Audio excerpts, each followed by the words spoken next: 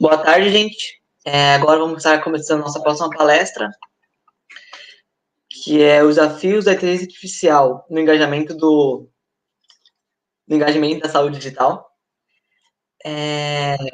Novamente, lembrando que teremos o formulário passando depois da palestra e que não esqueçam de curtir a nosso Facebook e Instagram e marcar a gente quando fizer a postagem para que a gente possa repostar também.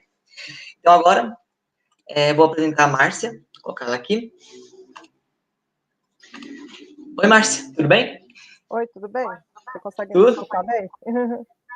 Dá sim. A Márcia, ela é médica, tecnóloga em processamento de dados e mestre e doutora em engenharia elétrica. Ela é coordenadora geral de gestão estratégica da informação do Ministério da Saúde e membro do comitê gestor da Comissão Especial de Computação Aplicada à Saúde da Sociedade Brasileira de Informática. Como já disse o tema, os desafios de inteligência artificial no engajamento, no aumento do engajamento do paciente da saúde digital. Então, Márcia, fica à vontade, vou colocar sua tela agora e você pode apresentar, ok? Ok. Bom, gente, primeiro eu queria agradecer, né, o convite, né? Eu já há muito tempo sabia dessa semana, né, tá? Mas nunca tive a oportunidade, né, de poder passar um pouco do meu conhecimento e nem de participar, né? Principalmente por conta da coisa ser presencial, né? Acho que uma das vantagens que a gente tem aí em ser à distância, poder, né, tá aí participando e conhecendo, né, outros eventos, né, na área que são tão importantes quanto, né, as que a gente comumente acaba indo, né, tá? Eu vou falar um pouquinho disso aqui. Mas, de qualquer maneira, se vocês olharem lá, né, então, agradecendo a todo mundo, né, e se vocês olharem o título, né, o título estava bem extenso, né, falava de Big Data, falava de inteligência artificial, falava de engajamento. Na verdade, o pessoal fez aí a lição de casa bonitinho, né? Tá? Eles viram exatamente, né, os temas que eu acabo fazendo palestra, né? E juntaram tudo no título, que eu achei bem interessante, tá? No início eu fiquei meio assim, né? Porque geralmente eu falo de coisas um pouco separadas, mas no fundo, quando eu acabo falando, né, dos exemplos dentro da IA ou de alguma coisa, acabo falando de engajamento de pacientes, essas coisas todas. Então, no fundo, estava bem direcionado. Mas aí eu resolvi mudar um pouquinho o título, né? E falar mais dos desafios, até assim, para dizer que as minhas palestras, geralmente, eu não gosto muito de ficar falando, a não ser que seja, claro, né, um artigo que eu estou apresentando, o resultado de algum artigo, claro que eu vou falar do artigo, mas eu não gosto muito de ficar falando das coisas que existem, eu gosto mesmo de incitar, né, ainda mais aqui no curso de informática biomédica, né, incitar o pessoal que pode ser pesquisado, o que pode ser feito, tá? Então, por isso que eu gosto muito de colocar desafios, né, dentro das minhas apresentações, tá? E, claro, né, pensando um pouco na IA, vocês vão ver que eu vou falar de uma maneira geral até, mas todas elas sempre pensando, tá, gente? Queria que vocês colocassem isso, sempre pensando no engajamento, tá? Então, não adianta nada, e aí eu nem quis colocar engajamento do paciente, porque eu acho que todo mundo tem que ser engajado, né? Paciente, cuidador, profissional de saúde, né? Todas as pessoas envolvidas, né, na área da saúde têm que estar engajadas, né?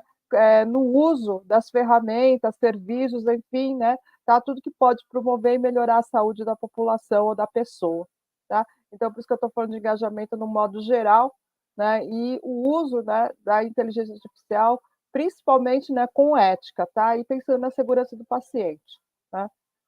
Ou da pessoa que vai estar usando. Tá? Então, assim, sempre pensar nesse foco, tá, gente?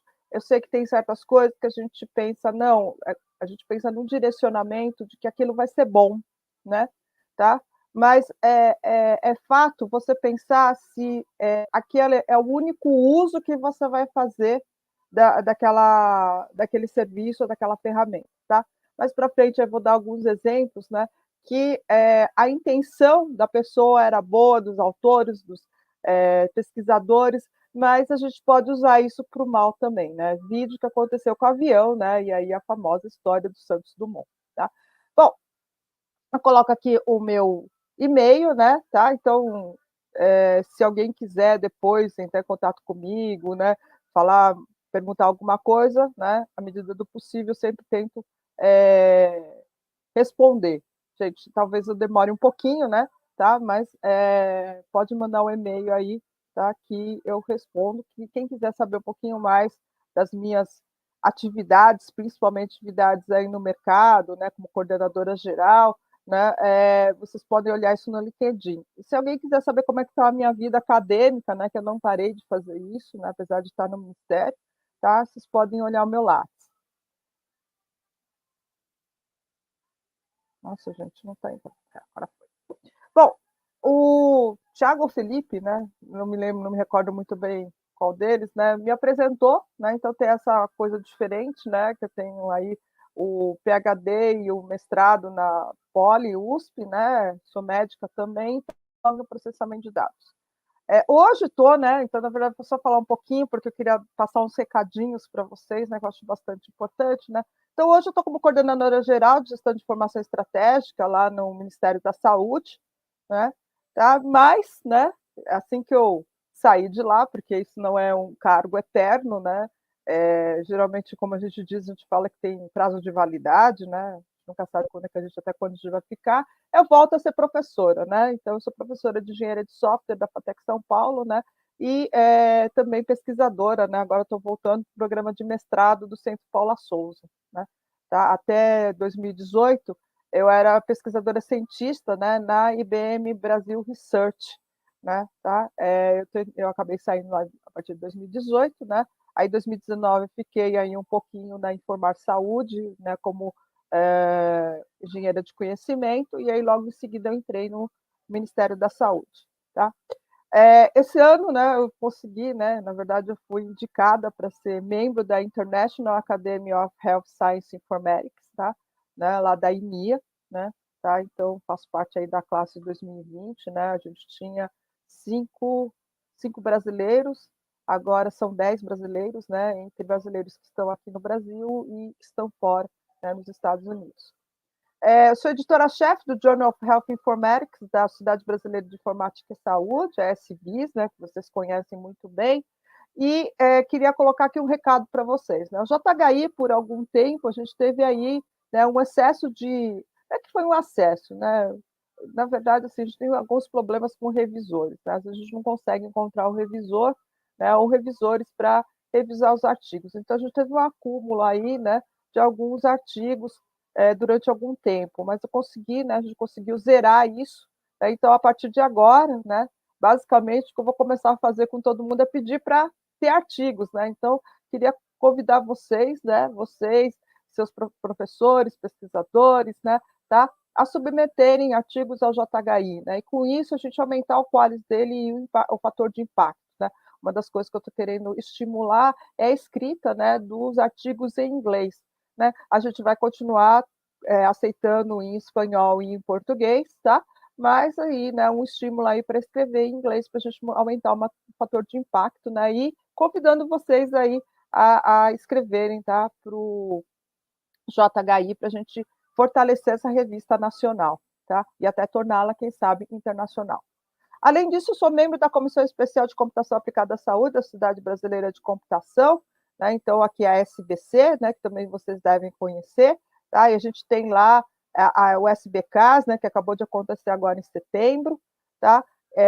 E uma das coisas que a gente está vendo para o ano que vem, fazer uma escola regional de computação aplicada à saúde na Poli, na USP, provavelmente vai ser ainda online, tá, gente? A gente não está prevendo aí ser presencial, ou se for presencial, a gente vai fazer um misto, talvez, tá? Ter aí possibilidade de ter presencial, né, e não presencial. Então, também convido a vocês, a gente deve ter uma submissão de trabalhos, principalmente de iniciação científica, tá? Então, essa é diferente. A escola regional é para estimular bastante a graduação, né, a começar a escrever artigo, tá? Então, convido vocês também aí, né? A gente deve estar aí em maio aí, acontecendo isso, então, em breve, a gente deve estar aí soltando submissão de trabalhos.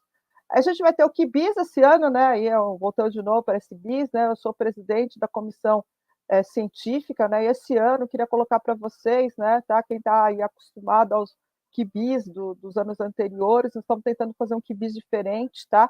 A gente está chamando outras pessoas diferentes, né, para ser keynotes, né, vão ser todos keynotes internacionais. Vocês vão ver aí que a programação não está totalmente completa, né? Mas assim, a gente está tentando trazer gente diferente, né? Eu tenho contato com o pessoal de jogos em saúde, né? O Marcelo Vasconcelos, que tem uma trilha, né, de saúde lá no SB Games, né? Então ele também faz parte da comissão científica. Ele está trazendo aí uma pessoa internacional num painel, né? Então realmente a gente está pensando aí em trazer pessoas diferentes, né? Na parte de dados, eu consegui convidar o Wanderson, né? O Wanderson, nosso ex-secretário de Vigilância Sanitária, né? Ele tem um trabalho muito interessante no SIDAX, tá? E ele vem aí compondo os nossos painéis. Então, um convite aí para vocês do QBIS, né? Na escola regional que a gente vai ter em maio, aí até para submeter trabalhos aí na Poli, né? Tá? Além disso, claro, né? Sou secretária regional da São Paulo Leste, Cidade Brasileira de Computação, né? Da SBC. Basicamente, era esse o recado, né, que eu queria dar aí para vocês, né, estimular aí vocês para os próximos eventos. E vamos começar, né? Afinal de contas, falei um monte de coisa, falei assim, cadê a parte da IA, né? Cadê onde que ela vai falar? Então, assim, gente, eu gosto de. Vocês vão ver, né? Apesar que no final depois eu vi que acho que essa é a única slide que eu coloco introdução, parece que tudo é introdução do que entra no assunto, né? A gente devia ter tirado essa transparência. Mas eu gosto de começar falando um pouco da história, entendeu? Para situar a gente, por que a gente chegou nesse ponto, o que a gente pode fazer, qual que é a evolução, né? A gente tem que pensar que, às vezes, algumas tomadas de decisões foram feitas no passado, ou como as coisas aconteceram no passado, não estava errado. É que, naquele momento, é aquilo que a gente conseguia fazer. Tá? Hoje, para a gente, parece errado, absurdo, porque hoje a gente tem tecnologia, porque hoje é diferente, né? Tá? Porque hoje a gente tem outro tipo de pensamento, a gente pensa diferente, né? Tá? Então, cuidado com esse tipo de coisa, né? Tá? De ficar pensando aí no passado e olhando muito para o passado como se fosse alguma coisa errada, né? Tá? Vamos tentar olhar o passado e ver o que a gente pode aprender com o passado, né? Tá? Eu sempre coloco dessa forma, tá? Então vamos lá, eu vou passar, claro, muito rápido nesse pedacinho do começo, né? Porque a gente não tem o computador, né? Só para a gente entender mesmo. Então a gente começa com a área agrícola, né? Tá? Onde a base da economia é a agricultura, não vou falar muito disso. A medicina era uma medicina que a gente chamava de magia, né? Onde tinha os xamãs, os pajés, né? Vocês devem ter aprendido isso no curso de vocês, né? O relacionamento paternalista que começa, né? Porque como o xamã era aquele, né, que conseguia fazer as coisas com magia, ele conseguia, né? Todo mundo venerava o pajé, né? E aí ficava uma coisa, né? O médico manda, né? Tá? Então daí que vem o médico manda e o paciente obedece. Tá? Então, só para vocês olharem que isso já vem de muito tempo. Então, mudar um pouco esse panorama, né? Tá mudando cada vez mais, mas é alguma coisa que já está muito enraizada. Né? Então, por isso que a gente ainda tem essa questão muito paternalista, né, do relacionamento médico-paciente. Tá? E isso influencia muito no engajamento desse paciente em relação ao tratamento dele. Tá? Eu tinha pouco dado informação, então, nessa época, pouco eu podia fazer alguma coisa, né? Então, se a gente pensar muito bem nesse quesito, né? Tá? Eu não, o xamã não tinha muito o que fazer a não ser acalentar, né? Basicamente lá o paciente, tá? E qual que era o meu processo decisório, né? Como é que eu decidia as coisas, né? Então, ele era baseado no senso comum, era na experiência, vivência e observação do mundo, né? E aqui que a gente tem né, o mito da caverna do Platão, né? Tá? E eu falo que a gente tem que tomar um pouco de cuidado, porque em alguns momentos a gente tem voltado um pouco para esse processo decisório, né? Tá? Onde a sombra não está mais na caverna, né? Na parede da caverna, e sim nas nossas mídias sociais, né? No nosso cotidiano, em que a gente acaba só escutando aquilo que a gente quer. A gente esquece um pouco, né? Algumas coisas que eu acho muito esquisito, né? Que assim, parece que o raciocínio lógico ficou de lado, né? Tá? Por exemplo, essa discussão toda em cima da vacina, se vai ser obrigatória ou não. Gente, não tem a questão de ser obrigatória, só pensar um pouco. A vacina vai fazer o quê? Ela não vai imunizar você? Se ela vai imunizar você, não é melhor você tomar, porque daí você não pega a doença? E aí você pode andar mais livremente na rua, né? E aí a questão de ser obrigatório ou não, uma vez que você está imunizado, se você quiser pensar dessa forma, né, tá? Egoisticamente, eu estou imunizado, se alguém chegar e está doente do meu lado, não vai ter problema. Então, isso é melhor para mim, né? tá? Então, a questão de ser obrigatório ou não, pouco importa, né? Tá? Agora, essa questão de, não vou tomar vacina, não vou tomar vacina, né, é uma questão meio esquisita, né? Que é esse que é o fato de a gente falar do engajamento, tá, gente? Aqui eu estou usando até essa questão da vacina para a gente pensar um pouco no engajamento, né? Tá? Eu tenho que fazer de alguma forma que a pessoa entenda que aquilo é bom para ela, né? Esquecer um pouco o fator político ou outros fatores, né? Que possam estar no cotidiano dela, o preconceito que ela tem com a China, por exemplo, né? Tá? E olhar que é melhor para ela, né? Em termos de saúde, tá? Né? Então, isso é muito complicado, né? Vocês viram assim os fatores que a gente tem aqui. Então, não basta só conscientizar a pessoa, às vezes não basta, porque você vê hoje pessoas, né, que assim são esclarecidas, né? Elas têm um raciocínio lógico bom, né? Tá? E elas não conseguem entender, né, o fator político que pode estar envolvido aí. Ou fazer o discernimento. Gente, eu não estou nem querendo dizer se X ou Y é melhor, mas assim, veio a informação para você raciocinar, pensar, né? Então, é isso que a gente tem que começar a colocar dentro das pessoas, né? Isso faz parte do engajamento, nessa conscientização, tá? Essa forma de esclarecimento. Mas como fazer isso? Né? Tá? Esses são os pontos aí que a gente tem, né? E que está tudo relacionado aí até com o tema da nossa palestra aqui, tá? Bom, o tempo foi andando, a gente entrou na era industrial, indústria 1.0, na verdade é o nascimento, a máquina a vapor, né? E tudo mais, também não vou entrar, que a gente não está numa palestra de economia, tudo vira científico, né? Porque eu começo a ter coleta de dados, eu começo a raciocinar em cima das coisas, né? E a medicina não fica longe disso, ela vira medicina científica, eu começo a falar muito de saúde pública. E por que saúde pública? Porque é a doença infecciosa, né? Que é o que a gente tem hoje com a Covid, uma doença infecciosa, ou seja, ela é passada por um vetor, né? Ela não está relacionada com a genética nem nada, é um agente externo, né? Tá? Que transmite a doença, e essa doença ela é letal, né? Ela leva a 2 pontos, ou ela mata ou ela cura, né? E agora, se a gente pensar na Covid, ainda tem um outro fator, ela cura com sequela, né? Então, ou seja, ela vira uma crônica, que é o que a gente já tem no HIV, tá? Que a gente já tem basicamente no câncer, mas se a gente pensar no HIV, o HIV é muito parecido, tá? Porque o HIV, né, antes a gente tinha, né, ou cura ou, né, morre, né? Mas agora, com o avanço da medicina e tudo mais, eu posso ter o cara que não está curado, ele ainda continua com o vírus da AIDS, né? Tá? Só que ele tem uma vida normal, eu preciso cuidar desse cara, então ele vira crônico, né? Tá? Outra coisa que a gente também tem é hepatite, né? A gente tem hepatite viral que pode virar crônico, né? Tá? Então, isso é uma coisa que está relacionada com o avanço da medicina. Naquela época, não tinha antibiótico, então realmente, né, era assim ou não. Então, estava muito relacionada com uma saúde, né, da população, onde que realmente eu tinha que fazer com que essas pessoas ficassem em casa, ou, né, claro, eu nem sabia disso, né, nessa época, mas que elas ficassem isoladas, né, tá? Então, vide aí, né, a hanseníase, a lepra, né, tá? Né, que a gente tinha locais onde as pessoas ficavam tuberculose, elas ficavam isoladas, né, tá? Para não ter o que? A disseminação da doença. Tá? Então, essa coisa do isolamento, gente, claro, houve um radicalismo, talvez, né, na Covid, mas é alguma prática que a gente já tinha esse isolamento, né? Isolar a pessoa que está doente para ela não passar para as outras pessoas, né? Porque aí eu tenho uma disseminação na população e eu perco aí, né, o controle disso e eu vou ter muita gente morrendo. Bom, de qualquer maneira, eu começo também a ter a base estatística matemática, né, nesses estudos, né? Como é que eu sei, né, que febre, por exemplo, é um sintoma, né, é um sinal que eu tenho de um paciente doente, né? Tá? Então, eu preciso aí, eu abro, né, o uso de método estatístico para isso. E aí, o meu processo decisório, não só na medicina, fica baseado nesse conhecimento científico, onde eu tenho critérios, variáveis e dados a serem analisados, tá? Então já não é mais, né? Eu acho, eu vi, né? Tá? Eu já tenho uma base científica, começo a ter uma base científica, né? Para a tomada de decisão, né? Quanto é que foi a minha venda nos últimos 3 meses? Será que eu vou conseguir ter sazonalidade? E aí teve muita gente estudando. Aqui eu vou mostrar para vocês, gente, um modelo de processo decisório bem simples, tá? Isso que eu queria colocar aqui para vocês, bem simples, né?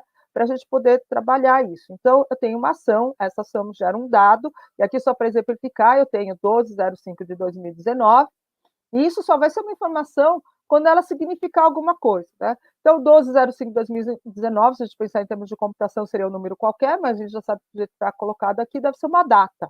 Mas essa data, o que ela significa? Não sei. Se eu falar para você que é uma data de nascimento, aí já virou alguma coisa. Se eu falar para você que eu preciso saber a idade dessa pessoa para poder ver o medicamento, ou possíveis diagnósticos para essa pessoa, então eu já sei o que eu preciso fazer. Eu preciso aplicar o meu conhecimento de como eu vou calcular essa data de nascimento, né, para ter a idade dessa pessoa. Né? E aí, no meu conhecimento, das coisas que eu posso pensar, né, aí o que você faz, né? Aí você conversou com a mãe, com o pai, você viu um sotaque meio esquisito, tal, etc, né? Tá? E aí você resolve perguntar onde essa criança foi registrada, porque você sabe que, de repente, né, e é o seu conhecimento, a aplicação do seu conhecimento, tá? Você sabe que, se dependendo do lugar em que ela foi registrada, talvez o pai, quando foi falar a data de nascimento da criança, não falou dia, mês e ano, que é o que a gente está acostumado aqui no Brasil. Ela pode ter falado de uma outra forma, né? Tá? No Japão, por exemplo, a gente começa com ano, né? O que seria mais fácil, porque eu já sei o que é o ano. Agora, quando eu tenho 1205, será que é dia, mês e ano? É mês, dia e ano, né? Tá? E aí eu fico sabendo que essa criança foi registrada nos Estados Unidos, tá? Onde lá é mês, dia e ano. Tá? Então, essa criança não nasceu no 12 de maio, ela nasceu no dia 5 de dezembro, que vai fazer toda a diferença, porque se fosse 12 de maio, tem mais de um ano. Se for no dia 5 de dezembro, ela não tem um ano ainda. Então, eu posso ter diferenças em diagnósticos e tratamentos de como eu vou fazer com essa criança, tá? E a partir disso, eu vou tomar minha decisão, né? E vou fazer uma ação, e aí eu vou continuando com isso. Gente, por que eu fiz esse cenário todo? Eu fiz esse cenário para vocês perceberem que não basta ter a informação lá, eu preciso saber interpretar essa informação. Tá? Isso, essa interpretação, tá? Ainda está no ser humano. A inteligência artificial está conseguindo fazer isso? Tá, mais ou menos, mas quem ensina para ela como interpretar ainda é o ser humano, tá? Ainda. Pode ser que no futuro, gente, a gente melhore isso, né? Tá? Tudo indica que, mas por enquanto a gente está nisso. E aí, claro que com isso eu entro na indústria 2.0. A indústria 2.0, gente, é forte, tá? É a linha de produção, produção em massa, tudo igual, tudo parecido. É esse a indústria 2.0. A medicina, a gente entra na medicina social, né? Eu tenho a descoberta do antibiótico, então eu consigo combater melhor, então vamos combater, vamos aí acabar com a doença infecciosa. E claro que eu começo a ter uma área, né, da epidemiologia, né, tá? Muito maior, né, onde as minhas análises estatísticas são cada vez maiores, eu melhoro isso, né, para poder trabalhar, né, com esses números e poder definir, né, as minhas variáveis, meus critérios, meus indicadores e tudo mais. Gente, eu não vou entrar aqui no detalhe, eu geralmente entro nesse detalhe quando eu estou falando muito com o pessoal da computação, né, para mostrar para eles que a área da saúde, a gente já trabalhava com estatística, a gente já tinha esses estudos há muito tempo, né, tá? Não foi agora que a gente começou a olhar os dados, né, e começou a trabalhar com isso. Mas aqui para vocês, eu sei que eu não preciso falar isso, né? Tá? E a tomada de decisão é o uso de redutórios para predição e tomar decisão baseado tudo em estudo estatístico. Né? Tá? Mas aí a coleta da informação ela é menor. Né? E aí, como eu faço projeções com, né, por exemplo, em vendas, em que eu consigo, com um mês de venda, já prever alguma coisa, né, muito ruim, né, mas já consigo fazer alguma coisa, né, tá? Era com isso que eles trabalhavam, eles não tinham alguma coisa muito elaborada, né, como é na área da saúde, tá? Bom, se a gente pegar aquele desenho e passar para o processo decisório em saúde, então eu tenho uma pessoa que vai num instituto de saúde, é uma ação. Geram dados clínicos, eu coloco isso no prontuário, aí eu vou lá, faço análise e síntese das informações clínicas, análise dos riscos e benefícios, e aí eu vou tomar minha decisão. Uma hipótese diagnóstica, tipo de tratamento, se eu vou fazer um exame complementar, e aí ela vai ficar nesse ciclo até ela curar, ou até, enfim, né, ela ter aí um desfecho favorável ou não, tá? Aqui eu resolvi pegar um que está relacionado com o diagnóstico, mas a gente pode fazer esse desenho para tomar decisão de gestão pública, de saúde e tudo mais, tá, gente? Mas aqui é só para a gente ilustrar. Bom, aí a gente vai para a indústria 3.0, que é a era da informação. Aí eu começo a falar da robótica, né, tá? O uso da automação, né? Começo a automatizar cada vez mais, né, a minha sociedade. Né? E aqui que eu falo da revolução da informação.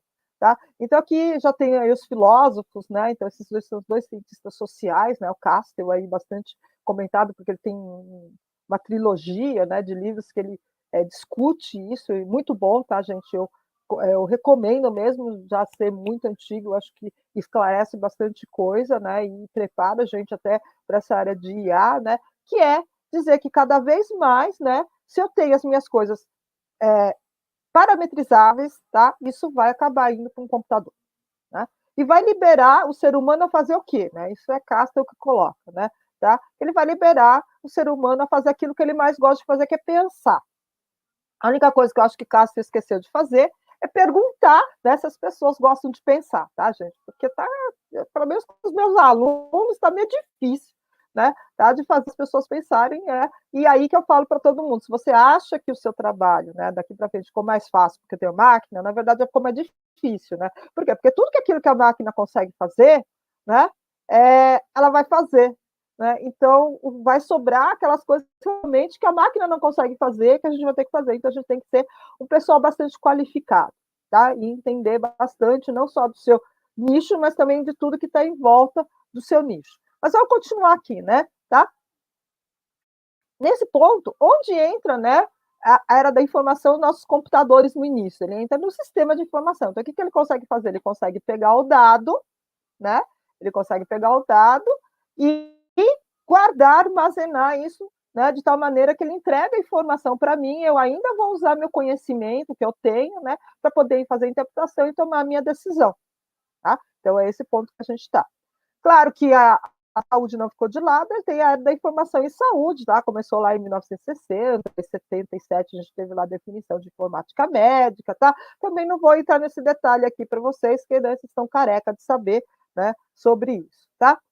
E se a gente pensar naquele processo, né, decisório em saúde, aonde entra, né, tá, a parte da computação. Então, ela entra aqui nesse mesmo lugar, né, tá? Então, eu continuo tendo uma pessoa que vai num instituto de saúde, geram dados clínicos e administrativos, e eu coloco isso no sistema de informação hospitalar, num prontuário eletrônico, tá? Gente, você fala assim, mas sistema de informação pode ser vários, né? Só que no início era hospitalar, tá, gente? Clínica, tal, etc. Até começava a ter, mas ainda era muito caro, né? Tá? Então, por isso que eu coloquei aqui o sistema de informação hospitalar, mas de qualquer maneira, num prontuário eletrônico ou daqueles dados administrativos para poder cobrar as pessoas, né? Tá? Do pagamento e tudo mais, né? O restante continua a mesma coisa. E aí, né, a pessoa começou a estudar um pouco os ciclos de vida de informação da saúde, né? E a gente descobriu aqui, né, o quanto as informações estão espalhadas, tá? A gente esquece um pouco se isso está no computador, se não está no computador, né? Se a gente pensar só em papel, a gente já tinha isso, né? Se a gente pensar desde a hora que a pessoa nasce, ela não tem nada, depois ela tem um diagnóstico, ela faz um tratamento, tem tratamento de complicação, ela fica aqui até que ela cura ou melhora, ela morre, né? Tá? Todos esses dados aqui, elas estão espalhados, tá? E são dados, todos eles importantes para a nossa tomada de decisão. Então, esse é um dos grandes problemas, né? E em cada lugar, né, o pessoal tem o seu próprio jargão, né? Tá? Então, como é que eu vou fazer para trabalhar tudo isso? Então, vem aquele negócio de interoperabilidade, né, conjunto mínimo de dados, né, tal, etc, etc. Tá? Então, aqui, qual que era o desafio naquela época que a gente tinha, né, e que perdura até hoje, né? Tá? Bom, mas aí a humanidade não para, né? Principalmente tecnologia, vai avançando, tá? E a gente entra na era da comunicação. Então, esse é um desenho ilustrativo, né? Tá? Em que o que eu fizer, eu consigo transformar isso em dado, tá? E eu consigo colocar isso em algum lugar, e com isso eu consigo fazer alguma coisa, tá? Então, basicamente, é essa era da comunicação, tá? E aí, no nosso processo decisório, o que acontece, né? A nossa tecnologia da informação vira TIC, tecnologia da informação e comunicação, onde qualquer ação que eu tenha, tá, vai me gerar um dado, eu posso guardar isso como informação, né, e eu posso extrair isso, usar o meu conhecimento e tomar uma decisão e uma ação, tá? Né? Então, como é que fica isso na saúde? Então, na saúde, eu já tenho que a pessoa faz alguma coisa, né, alguma coisa que pode virar alguma coisa para a saúde. A gente ainda está descobrindo o que a gente pode usar disso para a saúde, mas eu já tenho IoT, wearables, né, mídias sociais, né, plataformas e tudo mais, que eu posso coletar esses dados, né, onde eu posso ver quais são os dados clínicos, administrativos para a área da saúde, né, e eu tenho que armazenar isso em algum lugar, tá? E aí, vários estudos foram feitos e começaram a surgir formas de armazenamento, né? Não só no prontuário eletrônico. E aí eu coloquei aqui. E eu coloco registro eletrônico de saúde, tá? E aqui, por uma definição minha, tá, gente? Né? Eu sei que a definição do registro eletrônico do paciente, né, é bem amplo, ter tudo, tal, etc, etc, né? Mas aqui eu estou usando muito o registro eletrônico de saúde para armazenamento das coisas administrativas. E se a gente pensar em termos de Ministério da Saúde, né? Eu não sei se o Jackson já falou, ou se, se alguém se chamaram Juliana, alguém no Ministério para falar. Existe hoje, né, o conceito da RNDS, né, Rede Nacional, né, de Doenças de Saúde, alguma coisa desse gênero que eu não sei muito bem, tá? O pessoal do DataSUS, né? Onde essa RNDS vai ter um conjunto mínimo de dados, tá? Mas ela vai ter a forma de conseguir se conectar ao prontuário eletrônico, tá? Então, aí a gente estaria falando nesse registro eletrônico de saúde. Tá? Onde eu teria, nesse registro eletrônico de saúde, se eu pegar ele friamente, o registro dele, eu não vou ter todos os dados, eu vou ter os dados importantes, né, e muitos dados relacionados até com procedimento, pagamento, né, administrativo, então é isso que eu estou colocando nesse repositório, e aí depois eu teria ali um apontamento com prontuário eletrônico, né? Eles estão usando, se eu não me engano, eles estão usando blockchain para isso, né? Então, prontuário eletrônico, que aqui eu coloquei a sigla em inglês, gente, só para lembrar, né? Porque nos Estados Unidos, né, a gente usa a sigla AMR, né? Que é Electronic Medical Record, tá? Então, quando vocês forem fazer a busca no PubMed, né, tá? Tem que usar o EMR, né? Não pensar muito em prontuário eletrônico. E tem aqueles dados que é a pessoa, né? Do IoT dela, do wearable dela, e aí a gente tem os pontuários pessoais de saúde, que a gente chama de PHR, tá? Então, a gente tem 3 tipos aqui de formas de armazenamento. E aí, aqui eu continuo a mesma coisa. Vou extratar isso daqui, vou fazer lá minha análise e tomar minha decisão. Bom, o que eu tenho aqui? Como eu começo a coletar, né, um monte de dado aqui, né, um monte de informação, né, um monte de coisa, eu começo a ter um monte de informação, um monte de coisa para poder analisar. E aí, eu consigo analisar? Né? Estou colocando aqui que a análise ainda é uma análise manual, né? Tá? A gente tem um computador, mas ela é manual, né? Tá? Então, o que aconteceu? Veio aí a próxima fase, né? Que é o Big Data. Né? Eu tenho uma montoeira de dados, eu tenho um monte de coisa e eu não vou fazer nada com isso? Não, tem que começar a analisar isso, né? É um mundo de coisas.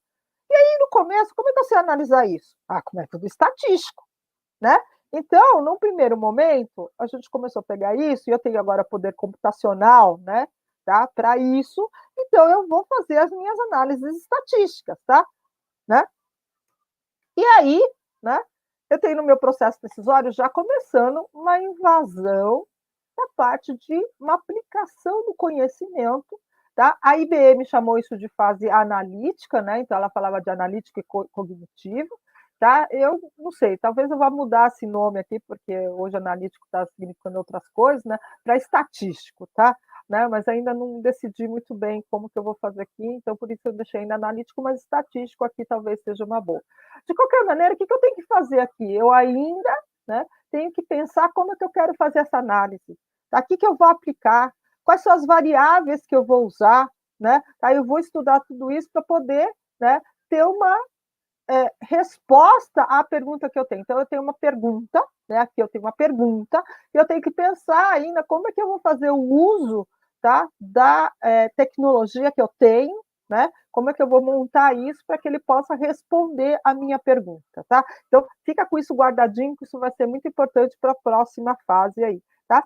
E na saúde, como é que eu fico, né? Então, na saúde, eu continuo tendo aqui, né, as minhas informações, e eu vou montar aqui meus indicadores de saúde, predição de risco, sistema de apoio à decisão clínica e tudo mais. Gente, lembrar, tá, que o uso da estatística e tudo mais já é alguma coisa que a gente já fazia antes, tá? Então, na verdade, essa fase analítica aqui da gente estatística, para nós, da área da saúde, ela não é muita novidade. A novidade maior que a gente tem aqui é que agora eu tenho um poder computacional em que antes, né, eu tinha que pensar muito bem, né, tá? Qual era a minha amostra, né? Qual que era o tamanho da minha população para ser estatisticamente válido, né? Tá? Para eu poder trabalhar isso. Agora eu posso dar um pouco de folga nisso, né? Mas claro, gente, a gente sabe que se a gente fizer com 10, né, e com 300 vai fazer diferença. Mas será que vai fazer tanta diferença? A gente tem tanto método para usar que às vezes a gente sabe que com 10 já resolve, não precisa de 300. Tá? Isso que é um pouco que o pessoal da ciência de dados, né, principalmente da computação, que não está relacionado com a área da saúde, às vezes não consegue entender. Né? Porque a gente já tem esses métodos que a gente já tinha que trabalhar com uma população reduzida e saber que com aquela população reduzida eu conseguia fazer isso. Que se eu tiver controle, eu consigo ter soluções melhores, tá? Que eu consigo estudar melhor, né? As minhas coisas, que eu não preciso necessariamente ter aí um grande volume de dados para fazer isso. Né? O que eu posso fazer, é claro, estudar o quanto esse volume de dado maior vai me ajudar ou não, ou vai incrementar variáveis que podem me prejudicar. Tá? A gente tem que pensar em tudo isso. Tá? É diferente do que a gente, né, vai fazer em outras áreas em que não existe esse tipo de estudo. Tá? A gente tem tudo isso. Então, o estatístico, junto, né, o epidemiologista, junto com o cara de ciência de dados, é muito importante. Só que eles têm que conseguir entender qual é o tipo de pensamento de cada um. Né? Eu estava discutindo isso, né? A gente teve um webinar lá no Ministério da Saúde, tá? E a gente estava discutindo esse tipo de coisa, porque apesar dos dois até serem matemáticos, o jargão e a forma de comunicação e o pensamento é diferente, então eles precisam se aliar e um entender o outro, ter a paciência de um entender o outro. Né? Não impor, né, o seu pensamento, mas na verdade, claro, também não é jogar o seu pensamento fora e falar assim, não, tudo que eu faço está errado. Não, é discutir e chegar numa posição que, não, tá, nesse momento a gente tem que usar isso, mais isso. Tá? Então, é esse o ponto que eu falo aqui, e aí eu pego emprestado, né, um slide da Yardena, tá? Que é uma pesquisadora da IBM, né, nessa área, e que ela fez um desenho aqui de como fazer esse estudo, né, analítico, principalmente com estatística. Né? Então, você podia fazer desde, né, a integração, podia fazer aí o apoio, né, à decisão, né, de forma, e até predição. Tá? Tem muita coisa que, inclusive, a gente fala hoje de IA, que ele entra, né? A Bayesiana, gente, é estatística pura, tá? Rede Bayesiana, eu já tinha estudado isso, porque eu estudo IA desde a década de 90, tá? Aplicada à saúde, quando estava na Escola Paulista, né? Então, representações de conhecimento, eu me lembro que eu tinha um trabalho lá, né? Não era meu, né? Eu era estagiária nesse trabalho, nesse projeto, era fazer diagnóstico de hipertensão com frame. Frame, gente, é o início da ontologia, né? Tá? Eu cheguei a trabalhar numa rede neural, um perceptron de 3 camadas, gente. 3 camadas porque não dava para ter mais, né? A gente tinha lá um AT, né? Um computador AT, né? Tá? Era 3 camadas, também fazia diagnóstico de hipertensão, né? Tá? Cheguei a trabalhar numa agora, regras, né? Para esse sistema de apoio à decisão e diagnóstico de diabetes, né, com valorado, tal, etc. Né? Então a gente já tinha esse tipo de coisa sendo usado, só que a gente não tinha o poder computacional que a gente tem hoje, tá? Então por isso que a coisa ficou meio parada lá, né? Tá? E claro, né, gente, continuando, né? A gente entra na era digital, a indústria 4.0, né, onde a gente tem a tecnologia da informação e comunicação e a inteligência artificial que permitiram, né, que a gente pudesse ter processos integrados, ou seja, ter a digitização e integração de cadeia de valor, produtos ou serviços, tá? Então, eu consigo integrar tudo agora, consigo pensar nisso, eu consigo fazer isso de forma organizada, tá? Mas eu preciso tanto da tecnologia da informação e de técnicas de inteligência artificial para isso. Empresas virtuais e equipe dinâmicas, eu vou ter sistemas inteligentes, né? Tá? E o principal, eu tenho TI, máquinas e seres humanos conectados, interagindo em tempo real, tá? E aí eu dou um destaque para vocês, gente, desse livro aqui, tá? O Fuzz e o Tech. Ele tem em inglês, né? Tá? Mas já tem a tradução em português. O que eu acho legal nesse livro, tá? Porque por muito tempo, né, foi disseminado, né, que só quem conhecesse a área de exatas, né, o tech aqui, né, conhecesse o uso da tecnologia, ia se dar bem no mercado. Tá? Esse livro, ele desmistifica isso, ele diz que o fuzz, tá? O fuzz é, né, lá em Stanford, né, como as pessoas são chamadas da área de humanas, né, ou seja, da áreas não tecnológicas, né, tá? Então acho que os médicos estão aí também, né, tá? Não é só humanas em letras, né, por exemplo, né, tá? tudo aquilo que não é tecnológico, pelo que eu consegui entender, e como que eles podem ajudar, né, e como eles vão interagir nesse mundo, que, na verdade, eles são um pouco o cara fora da caixinha, tá? É ele, e isso que eu acho que é importante vocês pensarem, né, que vocês entram um pouco nessa, vocês são um misto disso daqui, né, o formato biomédico é um misto disso daqui, né, tá? Que você é o cara que pode pensar fora da caixinha, né, tá? Pode fazer a pergunta, será que dá para fazer isso? Né? Aí, claro, que veio o técnico e falou, não dá por causa disso, por causa daquilo, aí você começa, tá bom, mas se fizer assim, se fizer assado, né, tá? Então, eu aconselho a leitura desse livro para você ver como é que pode ser, pensar fora da caixinha, como é que você pode, né, ter a junção das duas pessoas, né, em prol, né, de aí melhorar a sociedade, porque, né, ainda não está no slide, né, mas a gente vai falar aí da sociedade 5.0. Esse aqui é um desenho, gente, né, tá? Tirado aí da WPC Brasil, que já fui aqui para frente, né, tá? Da PwC Brasil, né, em que eles montaram um framework, tá? De como é que a gente pode usar toda essa tecnologia na indústria 4.0. Também não vou parar muito aqui, gente, porque eu quero, né, poder falar de outras coisas lá para frente, mas está aqui o desenho para vocês, tá? Depois eu posso passar aí a minha apresentação, né, para o pessoal, e aí eles passarem para vocês terem acesso a esses detalhes que estão aqui nas transparências. E claro que a gente entra na sociedade 5.0, tá? Eu ainda não peguei as outras sociedades, né? Preciso fazer essa mesclagem, né? Mas a sociedade 5.0, né? Ela nasceu aí em janeiro de 2016 pelo governo japonês, que lançou isso no 5º Plano Básico de Ciência e Tecnologia, né? Tá? E ela é um modelo de organização social que aplica diversas tecnologias, né? Big Data, IA, IoT, né? Tá? Para o bem-estar das pessoas e suas necessidades. É prover soluções tecnológicas para a população em qualquer momento, em qualquer lugar.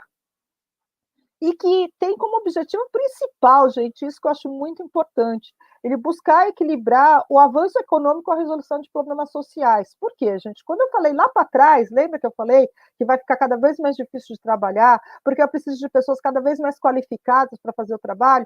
E aí, como é que a gente faz para qualificar essas pessoas?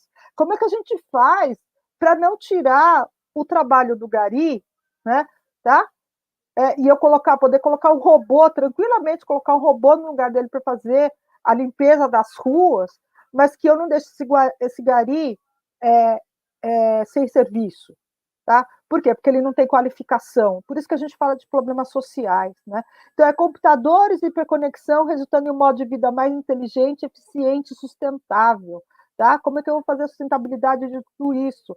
Né? Então, vira e mexe, né? Eu tenho um amigo meu, né, da área da computação, que vira do meu lado e fala: olha, meu computador vai tirar seu emprego de médica, né? Tá?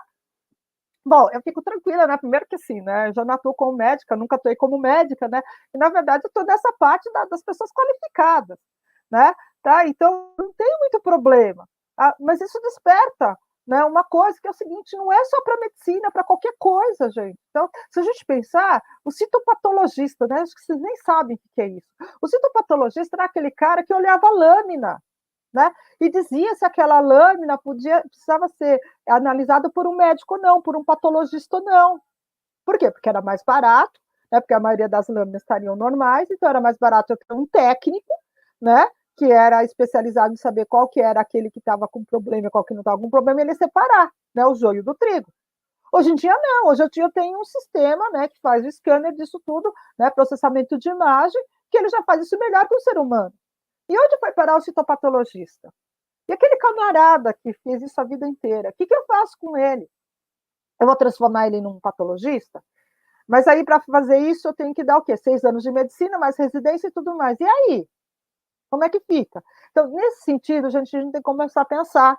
Não é só montar os aplicativos que vão fazer isso, aquilo, tal, não sei o quê, mas e as pessoas que estão em volta disso e que ganham dinheiro em cima disso? O que eu preciso fazer com esse pessoal? Tá? Então, aqui começam, né, a gente tem na ONU, né, as ODS, né, que são os Objetivos de Desenvolvimento Sustentável, né, vocês devem ter visto isso na propaganda da Globo, principalmente, né, e o 3, o ODS 3, está relacionado com a parte da saúde, né? Esse aqui é um desenho ilustrativo de como a gente pode pensar em tudo isso, né? O médico, o dentista, o programador, né? Vai ter que pensar como é que vai ser.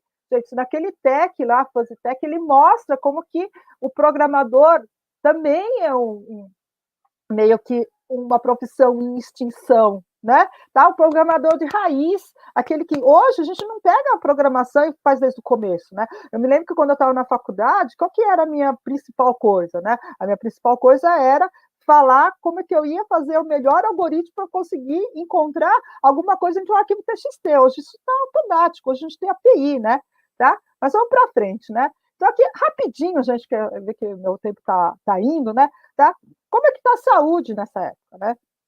Então, assim, a gente teve a erradicação da doença infecciosa, né? Você fala assim, você tem a Covid, tá? Tem a Covid.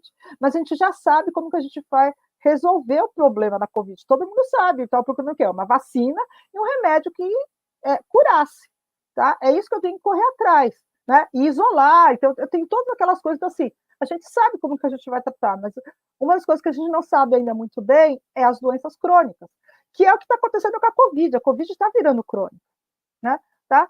Você não sabe quais são as sequelas que ela está fazendo. A pessoa demora, né, para ficar boa. Então, ela pode até, se pensar um pouco, é uma cronicidade, né? Tem um problema de engajamento, né? Como que eu vou fazer para essa pessoa entender que ela está doente, que ela não pode sair de casa, porque senão ela vai infectar mais gente, né? Como que eu posso falar para as pessoas usarem máscara, que pelo menos se você estiver doente, você não está sabendo, você não está passando isso para os outros, ou você também está se resguardando para não pegar, né? Tá? Então, tudo isso são fatores que estão aparecendo dentro da área da saúde, e que se a gente pensar em termos de tecnologia, né, de IA, como que a gente vai fazer para encontrar esse tipo de coisa? Né? Se a gente pensar em termos de crônico, né, a gente sempre tem aquela coisa de o paciente tem uma única doença. Não, na verdade, a gente elege uma única doença e a gente trata aquela, porque se a gente não tratar aquela, ela vai morrer daquela e não dá tempo de tratar das outras. Ainda existe esse pensamento, né? Mas, como a gente tem aí os crônicos, né, principalmente os idosos, tem várias morbidades, várias doenças, tá? Em que elas são concomitantes. Talvez se eu tratar só a diabetes, ele vai morrer de hipertensão, mas eu trato a hipertensão e a diabetes, trato os dois juntos, e aí eu venho com esses problemas, né? Então, planos de cuidados padronizados que não atendem às suas necessidades. A gente sabe que cada evolução de uma doença, ainda mais por conta dos fatores da combinação de outras doenças juntas, pode fazer isso ficar diferente. Então, não adianta ter um plano de cuidado padronizado. Será que a IA não pode nos ajudar nisso? Tá? Para eu conseguir fazer qual que é o melhor tratamento? Então, a gente tem o Watson.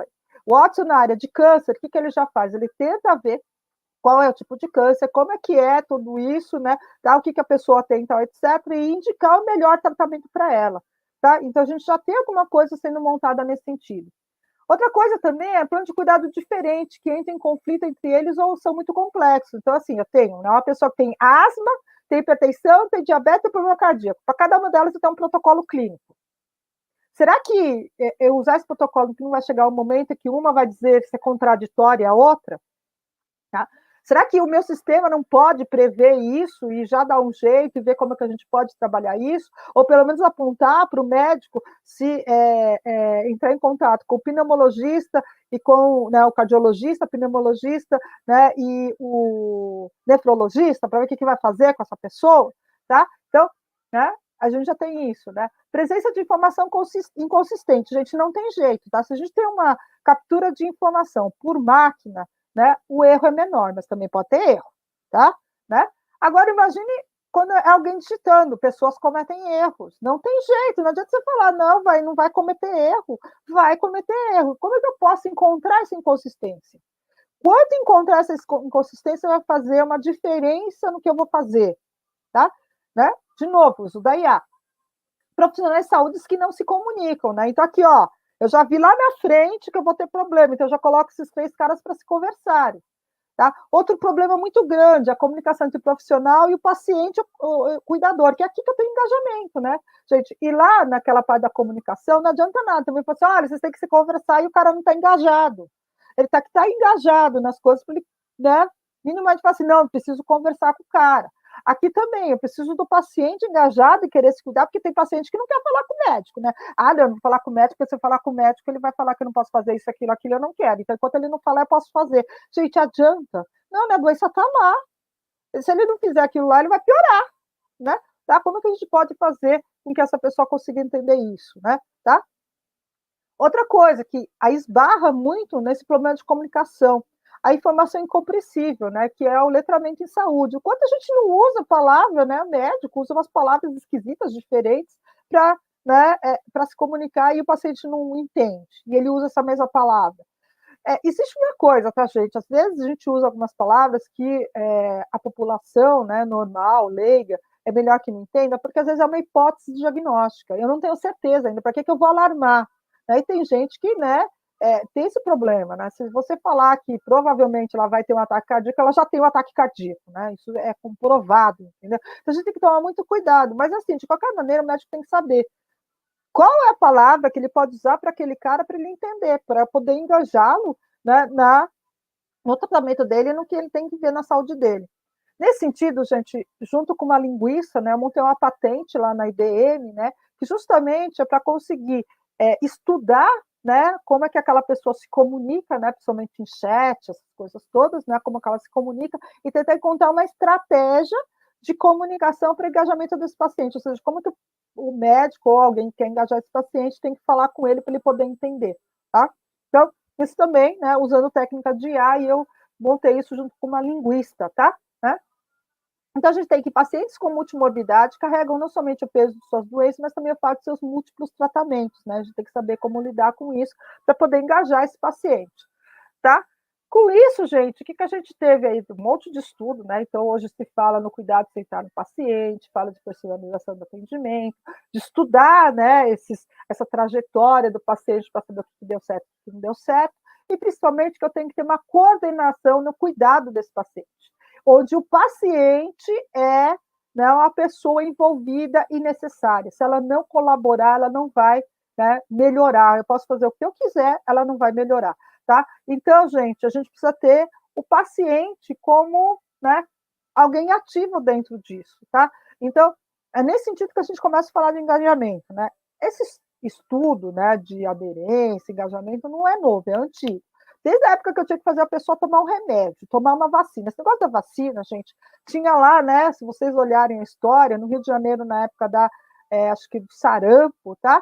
Baixou o exército para fazer todo mundo tomar vacina, porque o pessoal não queria tomar vacina no Rio de Janeiro, tá? Né? Então, essa coisa não é discussão nova, tá? É antiga, né? E né, nesse ponto aqui eles não quiseram saber, né? Acho que era a época da ditadura, não me lembro, não vou me lembrar muito bem, tá? Acho que não, não sei, né? Tá? Eu sei que você tem aí o pessoal fazendo isso, então já existiam estudos de como é que eu faço, né? Para medir, né? Nunca se falou muito como é que a gente resolve esse problema, tá? Esse problema de resolver isso, né? Mas como é que eu posso saber se a pessoa está tomando o medicamento que ela tem que tomar? Então, isso é chamado de compliance, tá, gente? Mas logo em seguida percebeu que isso não adiantava nada. Porque às vezes a pessoa não tomava o medicamento porque ela não tinha dinheiro para comprar o medicamento. Então, assim, qual que era a aderência desse paciente, ou dessa pessoa, no que foi recomendado pelo médico? Assim, tem um monte de literatura, tem formas de avaliação, né? Tem modelo, né? O modelo transteorético é para isso. Mas hoje, com o avanço da medicina, falando de promoção e prevenção à saúde, a OMS fala de engajamento, ou seja, o quanto você ainda não está doente, mas você sabe que você pode ficar doente, tá? E o que você vai fazer para não ficar doente, tá? Né? Então, esse é o engajamento. Né? Tá? E uma das coisas que eu queria colocar aqui para vocês, né, é que esse engajamento, né, a gente tem esse problema do engajamento, né, tá?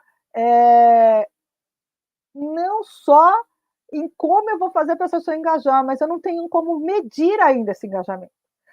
Como que eu posso falar assim, eu quero melhorar o engajamento da pessoa, né? Tá? O governo de São Paulo falou do isolamento. O isolamento é uma das, né, 50%, né, 40% de isolamento, mas isso é um dos indicadores para o engajamento, né? Como é que eu posso avaliar o engajamento? E a partir disso, eu falo assim, eu tenho 50% de engajamento, como é que eu vou chegar no 100, no 70, né? Então, assim, existe essa carência de medidas, né? Aqui, de novo, né, junto com outro aluno, montei uma patente, tá? Para poder fazer essa medida de engajamento, mas para paciente crônico individual, a gente não fez isso para a população, né? Que é que eu necessariamente precisaria para a COVID, tá? Né? Mas infelizmente eu não consegui, né, implementar muito bem isso, estou tentando fazer isso, mas a gente tem uma patente nesse sentido só para colocar para vocês, né?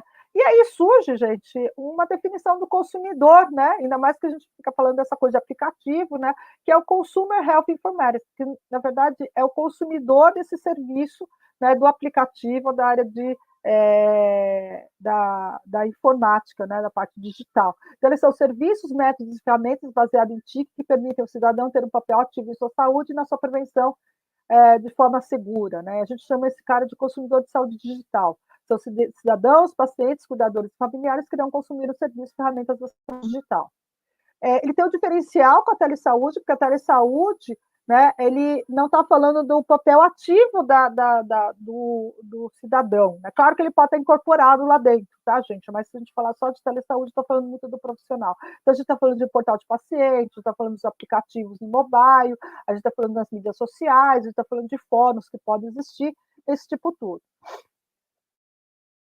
E aí, gente, aqui que eu queria colocar uma diferença, tá? Experiência do paciente. Tá? Eu tenho uma experiência do paciente. Né? O que é a experiência do paciente que se fala muito hoje?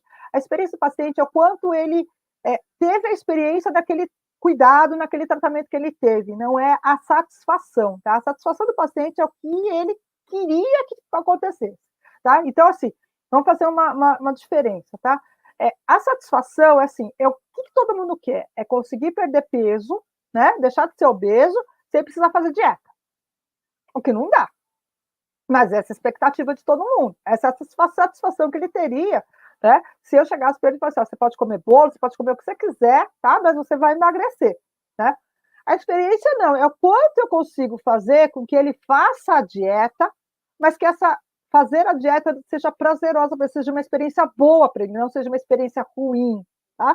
Por que eu estou falando isso, gente? Porque o engajamento está muito relacionado em proporcionar essa experiência boa para o paciente, ou para quem está sendo engajado, que não tem nada a ver com a satisfação dele, entendeu? Tá?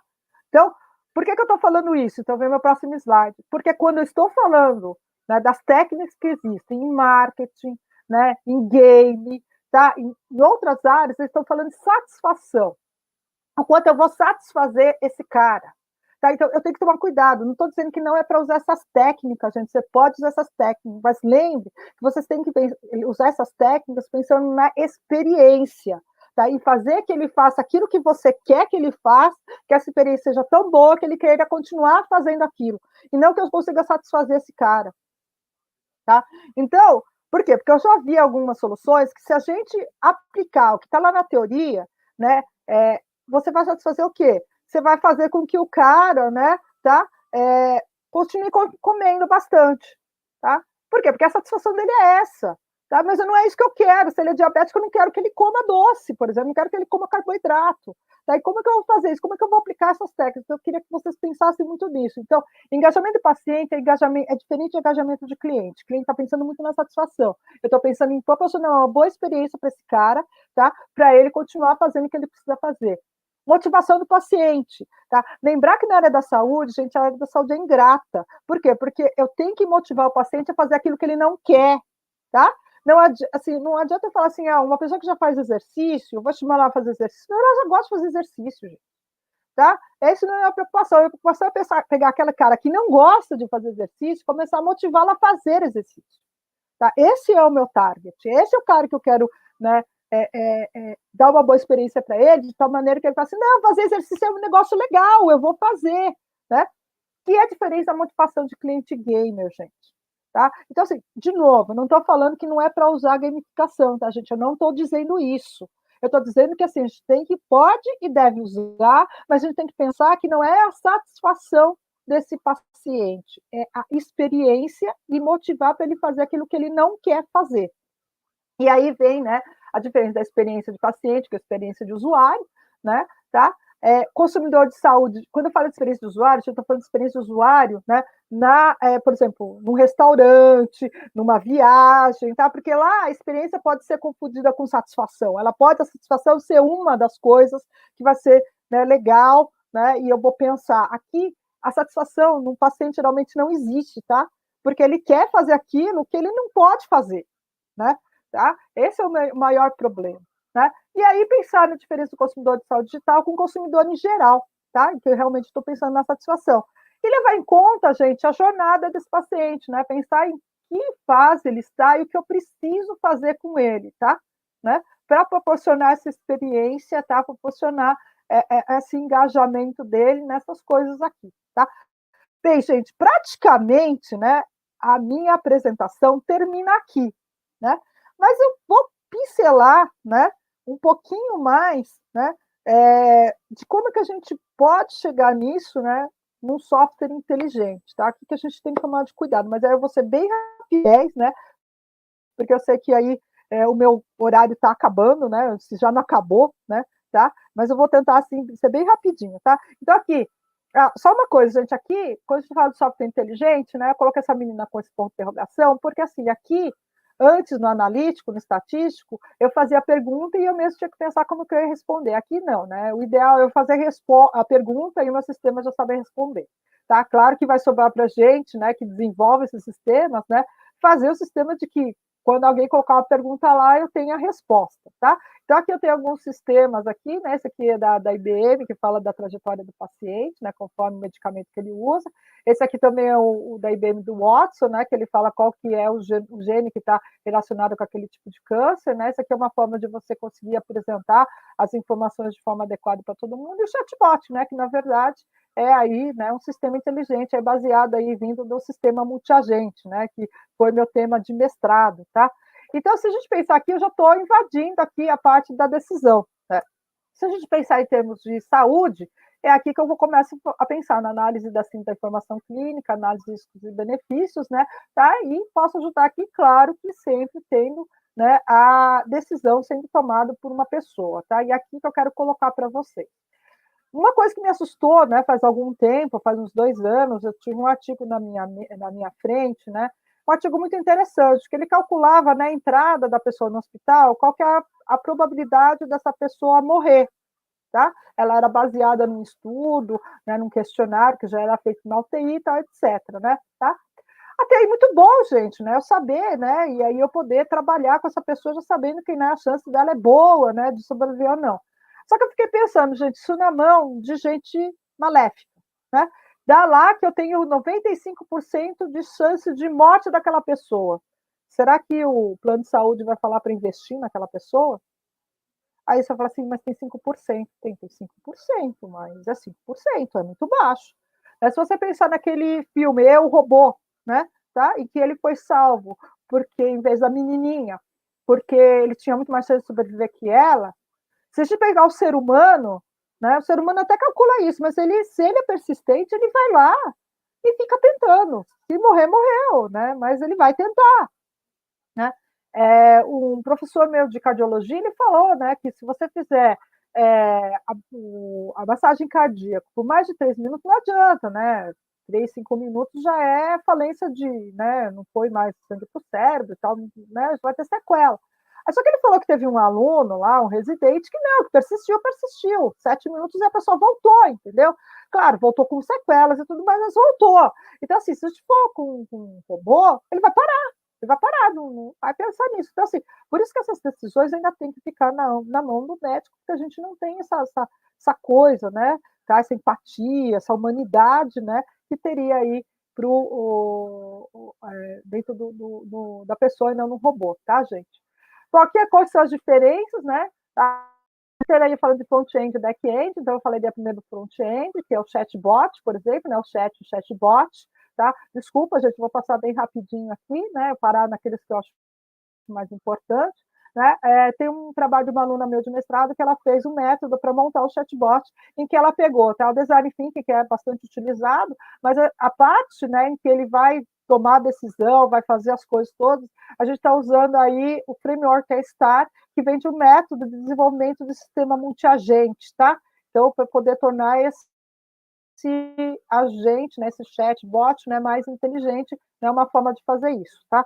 Então, seria a junção, né, que eu falei para vocês, da engenharia de software aqui que a gente fez, empregar alguma coisa que é da engenharia de software comum, né, mais técnicas aí de engenharia de software de IA para tentar montar as duas coisas, né? Não esquecer, né, da parte visual, que eu preciso tornar isso fácil de ser interpretado, isso é um trabalho meu de um aluno de TCC, tá? Que pensou aí em formas de apresentação de resultado de exame, né? Tá? E, claro, pensar em qual é o melhor canal de comunicação para poder até engajar esse paciente. Se você fala a mesma língua que ele, tem os mesmos conceitos que ele, tá? Fica mais fácil você fazer essa pessoa entender e motivar essa pessoa a fazer o que ela não quer fazer, né? Como eu falei para vocês, tá? Né? Aqui, basicamente, você tem que tomar cuidado com o que eu já falei lá de letramento de saúde, pensar também, tá, gente, uma das coisas que eu costumo falar bastante, a velhinha de 80 anos que usa smartphone, gente, é exceção, tá, não é regra. A maioria tem medo, a maioria não sabe mexer, a maioria se confunde em mexer, tá? Então não adianta ficar falando, não, porque você conhece, mas é aquela velhinha que né? Vou até usar uma gíria, né? Lá antiga, para frentex, gente, tá? Ela vai falar assim, sou para frentex, né? Mas não é a maioria, tá? Então pensar nisso quando vocês pensarem nisso. E aí o back-end, né, a parte da inteligência artificial, a gente tem todos aqueles problemas de IA, gente, eu não vou colocar que vocês devem estar careca de saber, né, tá? Que é o labeling de dados, como é que a gente vai obter esse volume de informação, como é que a gente vai fazer a parte do aprendizado, né, que eu sempre falo, né, eu estou lá como médico e falo assim, você tem 90% de chance de morrer, aí como que você sabe disso? Porque a máquina falou? Bela resposta, né? Tá? Então, viés, né, dos dados do algoritmo, tá? Eu fico pensando, né, em questão assim, desse viés político, né, tá? Eu coloco o dado lá do treinamento da rede que fala só bem da cloroquina, ou né, que fala só bem de determinado medicamento que o político quer. E aí vai sair o estudo, o aprendizado, e vai lá, a máquina só vai dar aquele remédio para a pessoa, né? Tá? Então, assim, cuidado com esse tipo de viés, né? Falando aqui que a gente tem vários tipos de dados que podem ser trabalhados, né? Então, aqui tomar um pouco de cuidado, pensar no falso positivo, falso negativo, essas coisas todas, né? Tá? Aí pensar na medicina baseada em evidência, essa aqui é a explicabilidade, isso aqui é no Watson, né? Você tem a explicabilidade, né? Você tem todos os artigos que ele se baseou para tomar aquela decisão, tá? E aqui, né, finalmente, aqui, uma ideia minha, essa é minha mesmo, tá, gente? Como que a gente pode fazer uma arquitetura do sistema inteligente integrado, né? Então, eu vou pegar aqueles dados que estão espalhados aqui, né? Eu vou colocar naqueles três modos de organização, né? E eu tenho aí uma confiança, enquanto que eu confio naquele dado, onde esse dado aqui, né, administrativo, é o que eu menos confio, o que eu mais confio é no pontuário eletrônico, porque ele é inserido por médicos, né, pelos profissionais de saúde, e esse aqui mais ou menos porque eu vou confiar no que a pessoa está sentindo, né?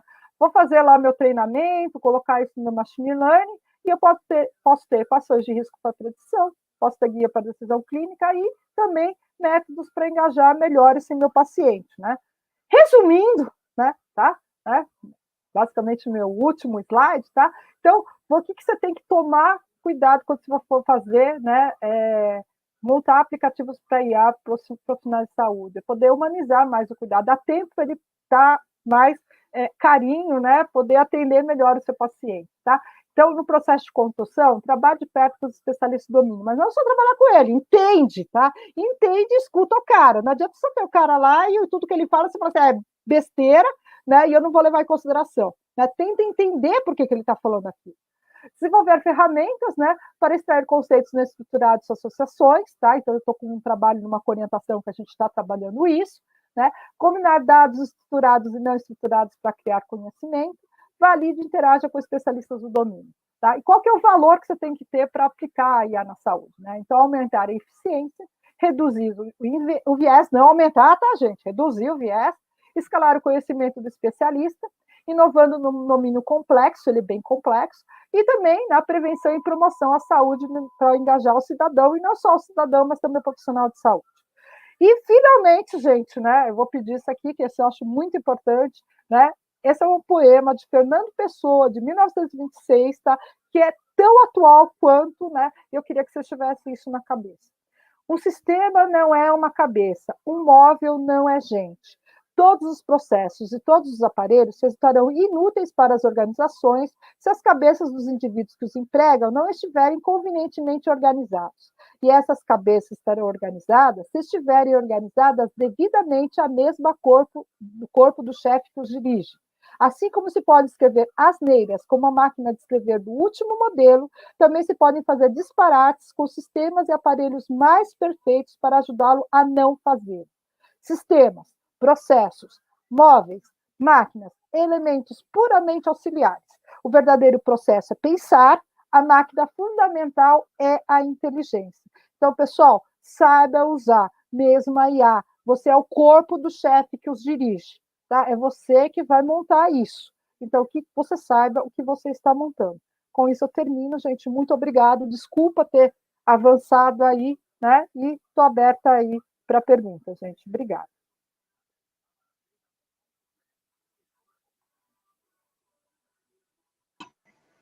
Nossa, muito obrigado, Márcia. A palestra foi incrível. Quero agradecer, então, você vir participar aqui com a gente para fazer essa palestra. Eu, particularmente, achei, tipo, fantástico, assim. Agora vamos estar abrindo para perguntas. Vamos ver que o pessoal já estava mandando um monte de perguntas já, mas bem interessado. Vamos começar aqui pelo Blackout. Foi o primeiro? Foi. Tá. Aqui. Pergunta. Médicos mais tradicionais são pautados na certeza ou mais provável? Já os computeiros precisam errar muito para ver bem o seu trabalho. Como mudar a cultura organizacional com o incremento da IA? Olha, na verdade, nem que o médico às vezes não tem certeza não, viu? Vou até falar para você aqui, né? Mas assim, se eu já passar falta de confiança, né? Você imagina como que o paciente vai reagir, tá? Eu diria para você que o pessoal da área de computação também tem essa questão da certeza, tá? Então, assim, eu tenho tido alguns problemas, né, com as pessoas que, assim, têm o seu próprio pensamento, ela acha que aquilo está certo e não abre mão daquilo, né, tá? Então, assim, a IA, na verdade, ela pode ajudar apontando, né, o que você pode melhorar, né? Então, uma das coisas que a gente vê, e aí sai um pouco até da área de saúde, né, tá? RH. Existem alguns sistemas, né, que eu conheço, né, conheço não, né, que eu já ouvi falar, né, a IBM trabalhou numa dessas, né, tá, mas existem outras, em que ele aponta o que você pode melhorar, o que você pode se qualificar, né, o que você pode estudar dentro do, inclusive, né, dentro do seu universo, lembrando da Sociedade 5.0, né, tá? Porque a gente sabe que existem limitações. Eu, por exemplo, gente, sou super limitada, tá, né, em entender exatamente as equações matemáticas, né, tá? Mas assim, eu fico tentando, já falei com muitos amigos, tá, etc., mas assim, eu tenho uma limitação.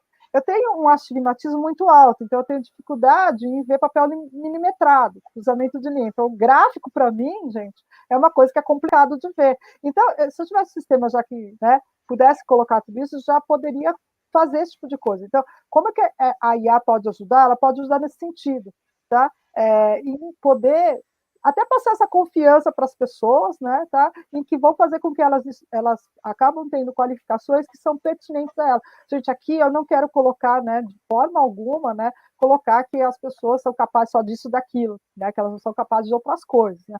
Mas tem aquilo também do que a gente gosta e do que a gente não gosta, né? Então, uma das coisas que eu odeio, gente, né, eu não suporto, tá, é ficar fazendo parecer, tá? Eu descobri, né, agora que eu estou no ministério, que eu odeio ficar fazendo parecer, porque você tem que usar aquele termo meio advoquês, entendeu? Tá? Rebuscado, que eu não gosto, né? Então, assim, se o sistema chegar para mim e falar assim, olha, para você ir, né, para o ministério, principalmente para fazer isso, aquilo, né, não é bem o que eu tenho que fazer, né, eu tenho que fazer outras coisas também, mas aí colocar assim, talvez eu repensasse, será que eu quero, né? Tá? E aí, assim, é uma questão da decisão que você pode fazer. Então, é nisso que eu vejo, né? E aí, assim, o médico nem sempre está tão certo, não, mas ele precisa passar confiança para todo mundo, senão a coisa não vai, tá bom? Perfeito. Agora eu vou pegar aqui a próxima, também do Blackout. Com a intensa incorporação de TCIs na saúde, não seria importante incluí-los nos programas de residência multiprofissional e equipe de saúde da família no contexto do PTS? Caraca, eu não entendi. Sim, tanto é, tá, que já está surgindo uma residência, né, eu acho que essa já foi aprovada, tá, uma residência que é só da área de TIC, tá, da informática em saúde, tá, e muitas residências já têm colocado isso como uma disciplina, basicamente, obrigatória dentro do seu currículo. A radiologia, tá, recentemente eu fiquei sabendo que a radiologia tem uma área em que você tem que estudar a parte do diagnóstico primário, você está estudando já processamento de imagem, tá? E tem a parte de inteligência artificial também, dentro do diagnóstico primário. Então, isso já vem sendo incorporado, mas eu acho que não tem que ser só na saúde, tá? Teria que ser em todas as áreas, né? Tá? Então, por exemplo, hoje, né, com essa pandemia, a gente fazendo home office, quantos professores não tiveram que se adaptar com o uso de sistemas, de sistemas, né? Tá? Como o Google e tudo mais, né? Google Meets, para dar suas aulas e tudo mais, né? Tá? Então, eu acho que é isso que a SBC, por exemplo, vem colocando, né, no ensino fundamental e médio, né, ter o raciocínio lógico computacional. né? Então, já ter essa prática de você já começar a pensar em uso do computador ou do raciocínio, né, para conseguir entender como é que usa, desde o ensino médio e fundamental.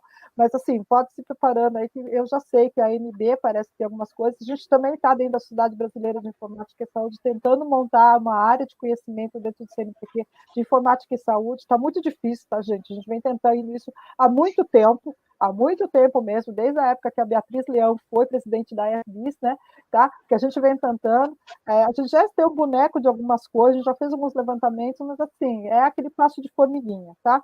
Mas a gente já tem sim, o pessoal está consciente de que precisa ter isso na residência. Massa. Tá. Aqui a próxima é do Nielsen. A padronização das terminologias das doenças, eventos e tratamentos, etc., não é parte fundamental para auxiliar a tomar decisão? Na tomada de decisão. Qual o padrão que será utilizado se o Brasil abandonou o Sinomed CT? Sim, isso é muito importante, tá? O uso da terminologia é um problema que a gente tem desde lá de 1970, tá? Né? Desde lá que os radiologistas começaram a pensar nisso, a gente começou a falar de interoperabilidade, de padrões e tudo mais. Né? A gente tem que adotar um grande problema que, na época que eu estava fazendo meu doutorado, tá? Eu fiz um trabalho que eu falava dessas padronizações, e aí eu cheguei a uma conclusão que é o seguinte, tá? Pior do que não ter padronização nenhuma é ter muita. Esse é o nosso problema. A gente tem muita. A gente tem os Nomed CT, a gente tem o CID, a gente tem um monte de... E aí cada um quer defender o seu. Tá? Então, esse é um grande problema. Né? Aí, em relação e aí tem que tentar ver como que a gente vai fazer isso, e aí ter aquelas traduções de um para outro, né? Tá, etc. Mas esse é um problema. Tá? Já coloco que esse é um problema. Em relação ao Snomed CT, né, aqui no Brasil, não é que a gente deixou de falar assim, eu já não estava adotado, tá? Apesar de estar pagando os Snomed CT, nós fizemos um levantamento, isso ocasionalmente estava, né, dentro do meu departamento, né, tá? A gente fez um levantamento de quantas pessoas estavam usando, quais as organizações estavam usando isso no CT, não estava. Tem o TIS e o TUS, procedimento, e é esse que é usado para pagamento, não era isso no CT, tá? Mesmo tendo o TIS e o TUS, né, então, assim, colocar para você o problema, tá? Mesmo tendo o TIS e o TUS, que é alguma coisa da ANS, tá? O governo tem o SIGTAP, né? Que é do governo, que é do SUS. Tá? Que não é a mesma coisa que o TUS e TIS. Então, você já teria que ter um depara do TIS para o TUS, do TIS, né, do TUS, né, para o SIGTAP, tá? Que já é um problema, tá? Estamos falando nacionalmente, né? Tá? Aí, se você pegar dentro dos planos de saúde, cada plano de saúde tinha o seu código de procedimento. Então, o que eles fazem? Né? Eu já trabalhei com uma seguradora, né, porque estava na IBM, tá? Né? A seguradora de saúde ela tinha um sistema que passava do código que ela tinha de procedimento para o TUS, porque ela tinha que colocar isso para a Anvisa. Então, vocês viram aqui que mesmo... E só estou falando de procedimento, tá, gente? Estou falando de outra coisa, estou falando de procedimento, já essa confusão toda, tá? E aí isso foi assim, não, quando veio o Snomed CT, eu falei assim, não, todo mundo vai usar o Snomed CT. Não, foi mais um que tinha que ter mais um tradutor. Tá?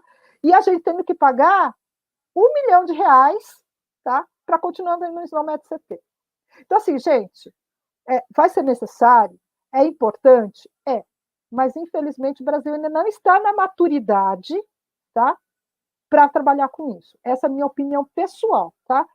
Eu sei que vai contra muita gente mesmo, até aqui na plateia, eu sei que pode ter gente que deve estar me xingando, tá? Mas eu acho que a gente não está numa maturidade ainda suficiente para isso. Outra coisa também que eu aposto um pouco, né, tá? Né? Já que a gente não está nessa maturidade, eu aposto que a computação vai acabar tendo uma maneira de conseguir interpretar isso. Mas não é só em saúde, é em qualquer texto, porque se você pegar o pessoal da NLP, tá, o que eles mais querem na face da Terra é pegar um texto de Machado de Assis, tá, e eu estou falando Machado de Assis porque português é uma das línguas mais difíceis de você entender o contexto. É pegar o Machado de Assis e conseguir interpretar um texto de Machado de Assis. Se ele conseguir fazer isso, gente, um texto médico vai ser fácil, tá, né? Porque ele é padronizado, ele é mais fácil de entender, tá, etc. Tem outra coisa também, parece que o CID-11, tá, tem muita coisa que dá para já fazer e trabalhar com o CID-11. Mas o principal, a gente deixou de usar, né, de pagar, de ter o SNOMED CT no Brasil por causa de custo, tá? Né? Vocês viram aí que a gente, R$ 1 milhão, eu posso fazer muita coisa, né? Tá? E gastar numa coisa que eu não estou vendo as pessoas usarem, as organizações usarem, é muito complicado. É isso, Felipe. Márcia, cortou esse finalzinho então, que na tá verdade, falando. eu só queria colocar realmente, sabe? A gente está em um momento, né? Tá, em que a gente não pode meio que, vou dizer aqui o palavra, rasgar dinheiro, né? Tá? Mas isso não impede de a gente usar os nomes de CT, gente. Eu acho que se a gente quiser interoperabilidade, acho que, né, a partir do momento que se fizer uso disso, conseguir normalizar isso, tá? Vai ser um ganho muito grande para o país, mas eu ainda não vejo ainda o uso, uma disseminação disso, e aqui eu coloquei um problema nacional, tá, gente? Não é questão mais de certeza, estou falando aí de TIS, TUS, CIGTAP, CBPHM, aí que tem aí o pessoal da área de plano de saúde, que já é um problema, né? Tá bom? Perfeito. Agora, só um comentário do Fabrício, que sua palestra foi espetacular, muito próxima do que eu estudo. Sou mestrando em Ciência da Informação e eu estudo o ciclo de vida dos dados em PP. Tem permissão para citar suas pesquisas? Sim, né? Na verdade, eu tenho vários artigos aí, né? Claro que essa palestra, né, ela é um pupurri de tudo, né? Como eu falei, né? Eu resolvi fazer um pupurri de tudo, né? Tá? Mas assim, pode sim, não tem problema, pode citar palestra também, referência. O que é legal é você você não me esquecer de referenciar, né? Dizer aí que algumas ideias foram minhas, não tem problema não, né? E claro, nem todas as ideias são minhas, né? Se você olhar lá na palestra, tem lá, né? A fontezinha de todo mundo, mas isso é muito importante, tá bom? E, sei lá, entre em contato aí comigo, a gente pode trocar ideia aí, ver o que você está fazendo aí, te ajudar, né, do que for possível, tá bom? Uma coisa também, aproveitando, Márcia, você poderia disponibilizar seus slides depois, para a Sim, gente colocar junto? sim, eu Perfeito. passo isso para você. Perfeito. A próxima pergunta é do Nielsen. Na telemedicina, você é a favor da interação direta entre paciente e médico ou médico especialista e médico generalista mais paciente?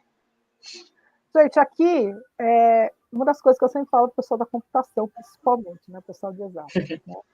Na medicina e na saúde, nada é exato. Tudo depende. Então, na verdade, né, vocês viram lá a minha formação, né? Se alguém pegar o meu currículo, vai ver que os meus 2 últimos anos da FATEC, né, eu fiz junto com os meus 2 primeiros anos de medicina. Tá? Por que eu estou contando isso? Porque, claro, meio que o primeiro pensamento de raciocínio foi em fluxograma, né, e depois em diagnóstico. Né? Claro que ninguém tinha que saber que eu sabia fluxograma, né, e aí levava paulado por pensar desse jeito, de ficar aprendendo a pensar do outro jeito também. Né, tá? E claro que a primeira coisa que eu fui fazer, né, quando eu aprendi a fazer diagnóstico, foi tentar fazer o fluxograma. Né, claro? E por isso que eu sei, gente, que não dá. Tá? Né? Então eu falo com, né, sabendo, experiência mesmo da época que eu fui graduando, né, tá, que eu tentei fazer isso. Mas, assim, uma coisa que me assustou muito foi numa prova, que o professor colocou uma coisa lá e eu coloquei assim, é isso. E aí veio um 0, né, muito grande e redondo da minha prova. E claro que eu fui lá tirar satisfação com o meu professor, né? Mas olha, tudo que estava aqui indicava que era isso que ele ia ter. Eu falei assim, pois é. Quando você diz isso, você fecha o seu raciocínio para uma única direção. Então, se esse paciente, por exemplo, tiver uma febre a mais, tá? Esse seu diagnóstico furou, né? Tá? E você teria que ter pensado em outro diagnóstico. Então, você não pode ter a certeza absoluta. Você fala assim, me parece, tá? Provavelmente será isso, né? Tá? Por quê? Porque isso te mantém a mente aberta para que, se o paciente não evoluir daquele jeito que você está imaginando, você consiga pensar em outras coisas. Então, aqui é o mesmo ponto que eu coloco para você, tá? Existem momentos em que eu posso realmente fazer só uma consulta, né, em que eu estou aqui e você está do outro lado. Agora, vamos supor que eu tenho que ver uma mancha que apareceu no seu rosto, que você não sabe se isso é câncer, o que é, né? Não precisa ser câncer, está coçando, preciso passar um remédio. E você está com uma câmera de baixa resolução. Ou você está num lugar e que a sua iluminação, né, é ruim. Como é que eu vou ver? Por mais que eu fale assim, ó, aproxima da câmera, né? Eu não vou conseguir ver. O que o médico dentro do consultório dele vai ter? Primeiro que a iluminação, né? Se ele é um dermatologista, né? A iluminação deve ser boa. Ele deve ter uma lanterna, ele pode ter uma lupa. Então, às vezes, tá? Dependendo do que eu tenho, eu não posso fazer a consulta, a distância é prejudicada. Agora, vamos supor que aquela mãe, né? Que te liga, né? Você já conhece o bebê, você viu desde o nascimento, né? Sabe como é que é a mãe, né? Já é o segundo bebê dela, né? E ela não mudou, tá, etc, né? Pode ser a primeira vez que você veja o bebê, tá? Mas é que você conhece a mãe, conhece a família, né? Talvez você possa fazer isso à distância, entendeu? Sentar no consultório, porque você já sabe como é que ela é, sabe que ela é desesperada, então, etc. Apesar que uma mãe desesperada dessa vai querer presencial, tá? Então, assim, eu acho que depende muito. Tem que ter bom senso. Nessa hora é bom senso. Tá? Do que você pode fazer, do que você não pode fazer.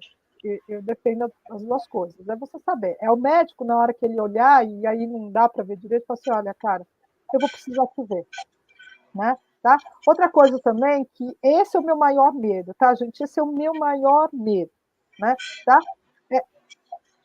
O cara que é charlatão. A gente já tem médico que em consulta presencial ele faz um diploma fake, coloca lá.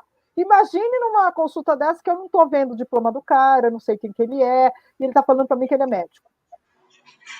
Se ele for um cara que estuda, tá, etc., está acertando no tratamento, beleza. Né? Se ele tem o diploma, não tem. Agora, se ele estiver matando, né? Veja aquele médico lá, né? Que ele era médico, né? Tá lá o Dr. Bumbum, lá, sei lá como que era lá. Né? Ele era médico, e quanto a gente não matou? Né? Então, assim, eu acho que tudo isso tem que ser levado em consideração. Né? Então, eu falo para os meus amigos, né? Principalmente meus amigos. Eu quero fazer consulta de distância, então ver direitinho, é do Einstein. Né? Aí eu confio. Né? Tá? Você viu a credencial do cara? Olhou? Né? Porque olhou lá no CRM, então no CRM hoje, né, principalmente de São Paulo, tem foto do médico. Né? Tá? Isso não significa que ele é um bom médico. Tá? Já vem daí. Né? Tá? Mas todos esses cuidados. Então, assim, se você tomar esses cuidados, né, tá? E o médico ter esse bom senso de saber a hora que ele tem que ter presencial e a hora que ele não precisa ser presencial, para mim tá tudo certo. Tá bom? Perfeito. Tem muita pessoa elogiando a palestra, tá? Aqui muitos ótimos, excelentes. Obrigado, gente. E agora corrido, né? Agora a última pergunta do Thiago Cap. Falando em pandemia, até que ponto a ciência dos dados acertaram e erraram em prever o pico e fim da pandemia da Covid-19?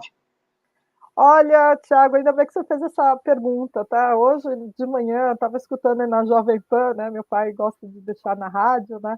Tá aí o pessoal discutindo, né? Porque a ciência errou, porque não teve tanta morte, não sei o que lá. Gente, claro que a ciência acertou. Onde ela errou, gente? Ela falou que se nada fosse feito, ia morrer tudo aquilo. Né? E aí, como as pessoas olharam aquilo, as autoridades, enfim, né? As pessoas mesmo, né? Olharam aquilo, resolveram tomar suas medidas, não morreu tudo aquilo. Gente, é predição.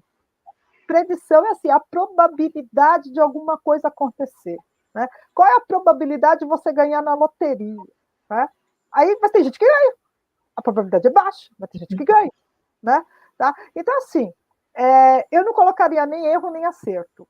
Eu diria que a ciência ela ajudou em mostrar, tá, o que poderia acontecer e que em muitos lugares aconteceram. Tá? Se a gente pegar aquela cidade no Equador, se a gente pegar Manaus, se a gente pegar a Itália, tá? Eles acertaram no seguinte: olha, a coisa vai ficar feia. Olha, não vai ter hospital para todo mundo. Tá? Então, assim, você tem que olhar para essas predições como predição, gente. Não é fato verdadeiro. Né? Tá? Então, o fato de você ter um gene que fala que você pode ter câncer, significa que você pode ter, não significa que você vai ter câncer. Né? Tá? Você pode morrer atropelado antes de ter o câncer, você tinha o gene de câncer. Né? Tá? E aí você vai falar assim, não, aquele exame errou, porque o fulano não morreu de câncer, ele morreu atropelado. Tá? E aí você vai falar que errou? Então, assim, eu acho que o que você tem que... Isso que eu acho que está faltando, tá?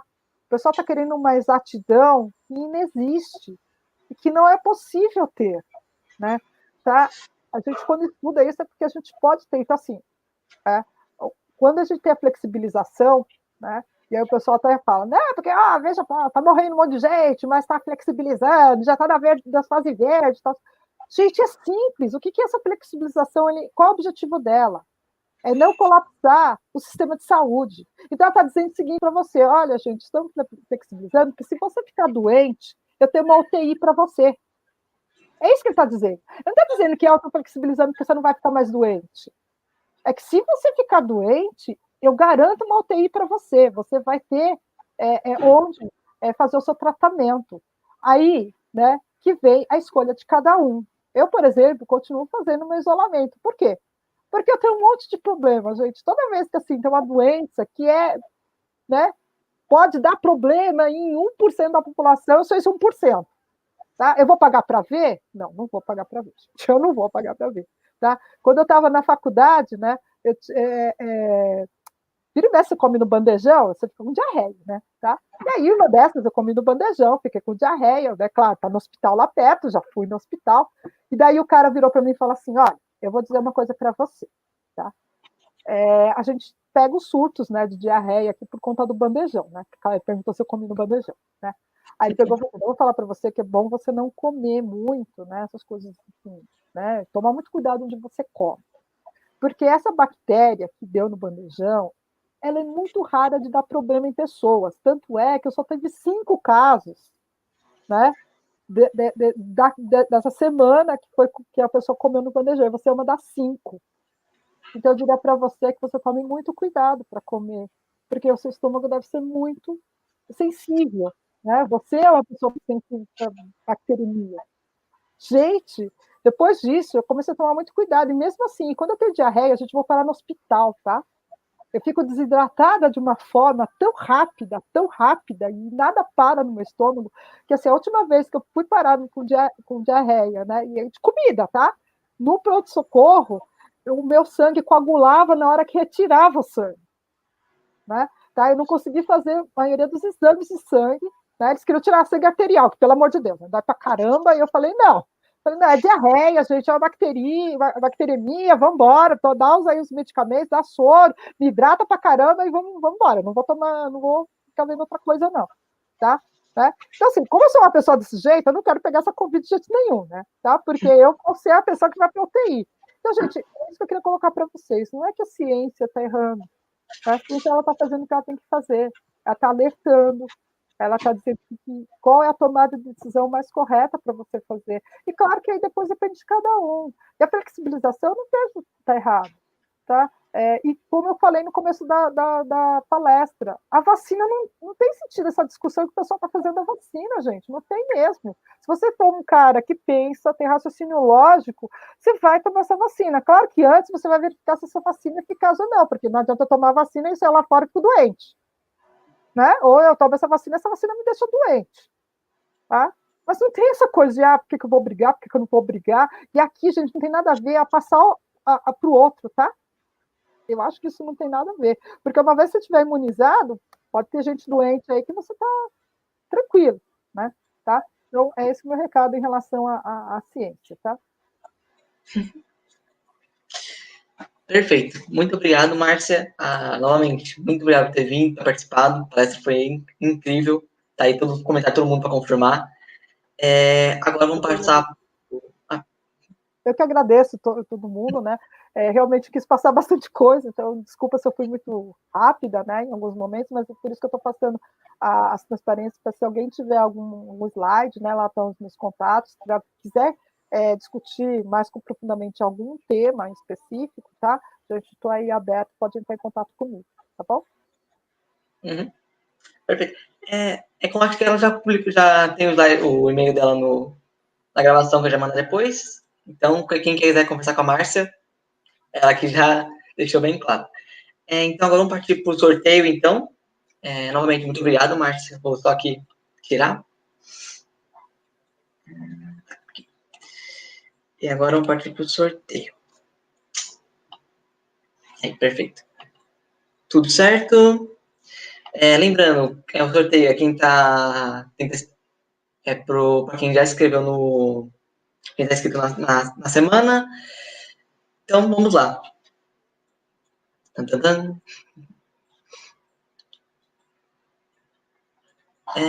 Parabéns, Franciele Samantha. Eu vou checar se você está aqui na escrita. Rapidinho. Você está inscrita, parabéns, você ganhou um curso da Udemy. Fica ligado no seu e-mail, que vai chegar mais detalhes depois.